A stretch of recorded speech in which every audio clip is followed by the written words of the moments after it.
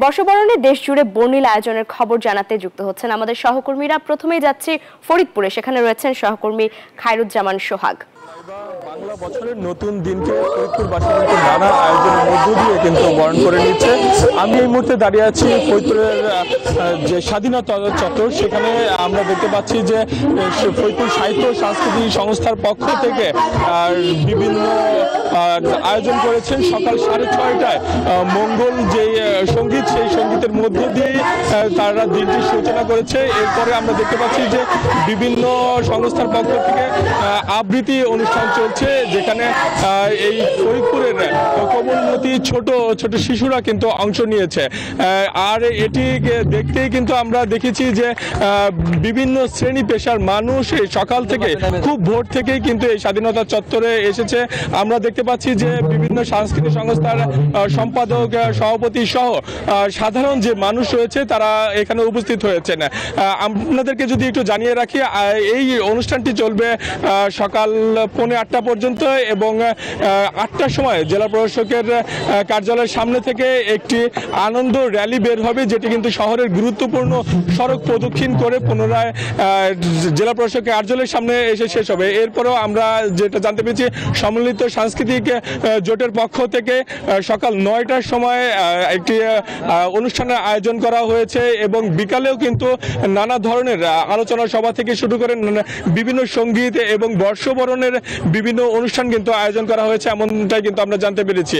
তবে দিনব্যাপী যে বাংলা বর্ষের যে বরণ, সেটি কিন্তু বেশ ভাগাভাগি করে নিয়েই কিন্তু এই ফরিদপুরবাসী পালন করছে, এমনটাই কিন্তু আমরা দেখতে পাচ্ছি।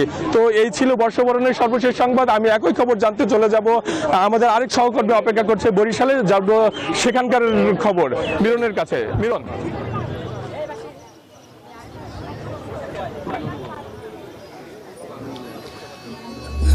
সোহাগ, শুভ নববর্ষ।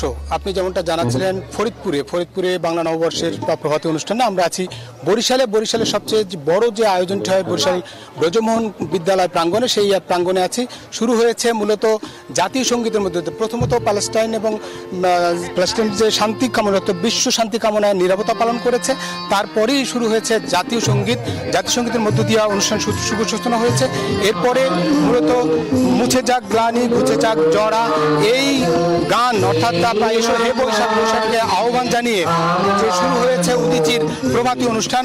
এই মুহূর্তে এই মঞ্চে চলছে সাংস্কৃতিক অনুষ্ঠান। এরপরেই এই মঞ্চে চারুকলার আয়োজনে আনন্দ শোভাযাত্রার যে আয়োজন, সেখানে মুক্তিযোদ্ধাদের সংবর্ধনা দেওয়া হবে। তার পরপরই ঢাকে কাঠি পড়বে এবং একই সঙ্গে এখানে রাখি উৎসব হবে। তারপরে আনন্দ শোভাযাত্রা বের হবে। তবে যে আয়োজক সংগঠন উদীচী যেমনটা বলেছে, তারা হতাশ হয়েছেন। এবছর নতুন প্রেক্ষাপটে উদীচীর যে 3 দিনব্যাপী মেলা, সেই মেলা হতে পারছে না প্রশাসনিক অসহযোগিতার জন্য।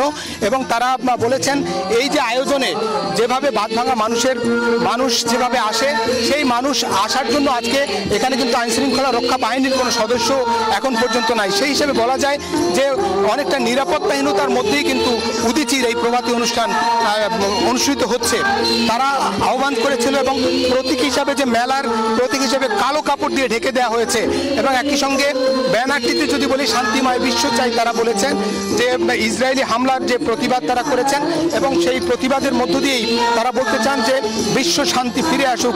এবং এরপরে উদীচীর এই প্রভাতী অনুষ্ঠানের মধ্য দিয়েই যে শুরু হয়েছে, এরপরে চারুকলার আয়োজনে আনন্দ শোভাযাত্রা শুরু হবে, যা শহর প্রদক্ষিণ করে আবার এই বিএম স্কুল প্রাঙ্গণে শেষ হবে। মূলত এই ছিল বরিশাল থেকে উদীচীর আয়োজনে 43তম যে আয়োজন প্রভাতী অনুষ্ঠান, সেই প্রভাতী অনুষ্ঠানের আয়োজন থেকে সবশেষ তথ্য। আমাদের আরেক সহকর্মী আছে রাঙামাটিতে। মুমু জানাবেন রাঙামাটিতে নববর্ষ উপলক্ষে কি কি আয়োজন আছে। মুমু, শুভ নববর্ষ, কেমন আয়োজন আছে রাঙামাটিতে জানাবেন।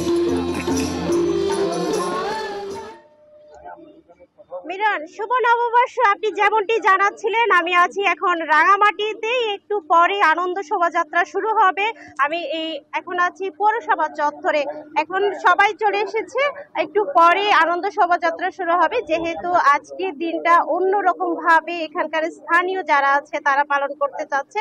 আপনি জানেন রাঙামাটিতে 10 ভাষাভাষী 11টি ক্ষুদ্র ক্ষুদ্র নৃগোষ্ঠী আসছে, পাশাপাশি বাঙালিরাও বসবাস করেন এখানে। সবাই মিলে আজকের দিনটাকে অন্যরকম ভাবে তারা কিন্তু পালন করবেন এবং সেজন্য রাঙামাটিকে নতুন ভাবে সাজানো হয়েছে বিভিন্ন আলপনার মাধ্যমে এবং বিভিন্ন আমরা দেখতে পেয়েছি প্রতীকী তারা সাজানো হয়েছে এবং এই শোভাযাত্রাটি রাঙামাটির প্রধান সড়ক প্রদক্ষিণ করে রাঙামাটি জেলা প্রশাসন চত্বরে গিয়ে শেষ হবে। সেখানে লোকজন মেলায় মিলিত হবে। আমার সাথে একজন আছেন, তার সাথে একটু কথা বলতে চাই। আজকে বাংলা নববর্ষ, এই নববর্ষটাকে আপনারা কিভাবে পালন করছেন? শুভ সকাল। আসলে রাঙামাটি পার্বত্য জেলায় বাংলা নববর্ষ আমরা সৌহার্দ্য এবং আনন্দের মধ্যেই পালন করছি। রাঙামাটিতে আসলে 13টি জাতিসত্তার বসবাস, সকল সম্প্রদায়ের বসবাস।